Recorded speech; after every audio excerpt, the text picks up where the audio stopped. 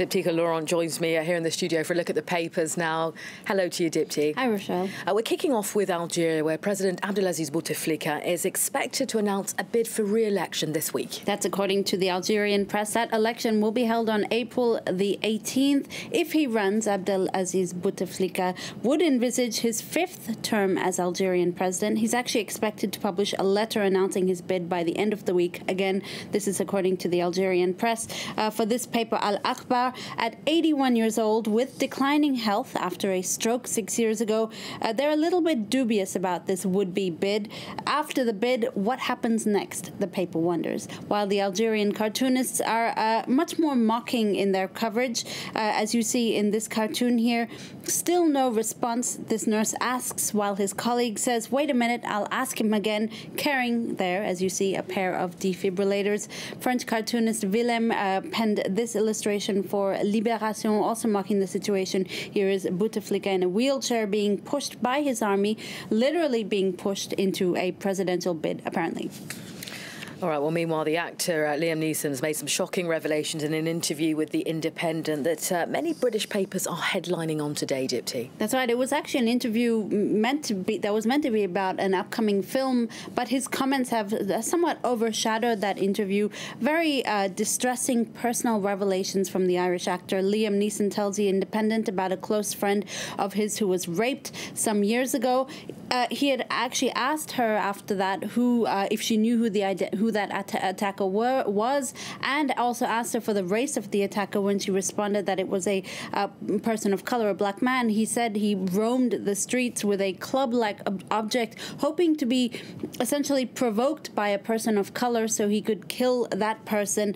Really irrational comments, and Neeson saying these events nonetheless taught him valuable lessons about revenge and violence, but it's really, for many, shown a very different side to the actor who's most known for his Taken movies. The Daily Express evoking Neeson's shame on its front page, while the Daily Star calls it a shocking confession. Liam Neeson in racist murder plot.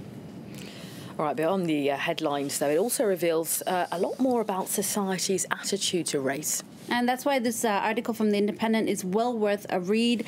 For this writer, Neeson's revelations underpin, I quote, how deeply the white supremacist trope of the black brute versus the helpless woman appears to have permeated society. Most recently, you might remember Dylan Roof, who gunned down members of a black church in Charleston. This writer comparing those kind of events to Neeson, saying he didn't actually act on his thoughts, on his impulses. Also, the writer says his confession did bring out into the open a phenomenon that we rarely talk about, this subconscious idea of black people being, quote, somehow different, uncivilized and brutalist.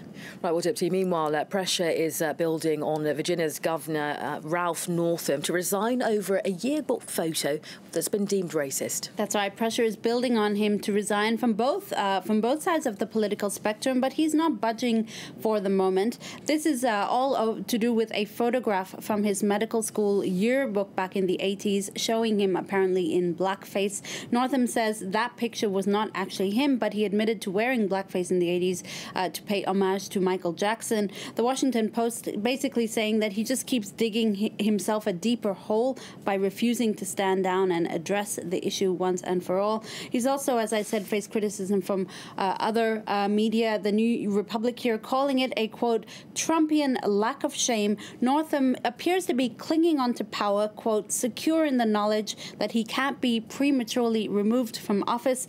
This attitude, the website says, is no less disqualifying than the actual scandal itself.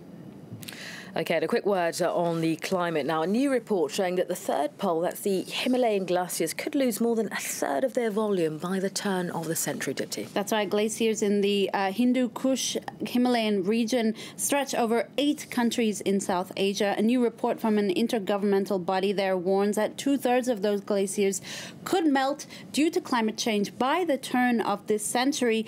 This would affect the livelihoods of 250 million people and affect another 1.6 billion people who use the water flowing down from the rivers.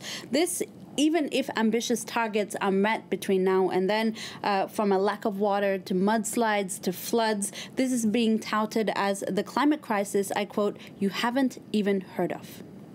All right, and finally then, we spoke about this on the press review last month, a picture of an egg that broke Instagram's record for the most liked post.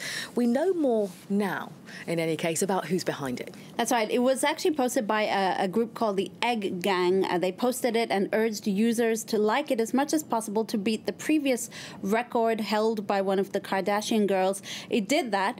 The egg that's actually called Eugene over the last month has slowly started to crack, and it all came to a head during the Super Bowl on Sunday when it cracked completely and delivered this beautiful message. I quote, "Recently, I've started to crack. The pressures of social media are getting to me." The egg, it turns out, was actually a mental health campaign urging people to seek help when they feel like they have mental health issues. OK, so the mystery's been solved, at least when it comes to that egg. To our viewers, if you do want to see more of our press reviews, don't forget you can always go online to our website at france24.com.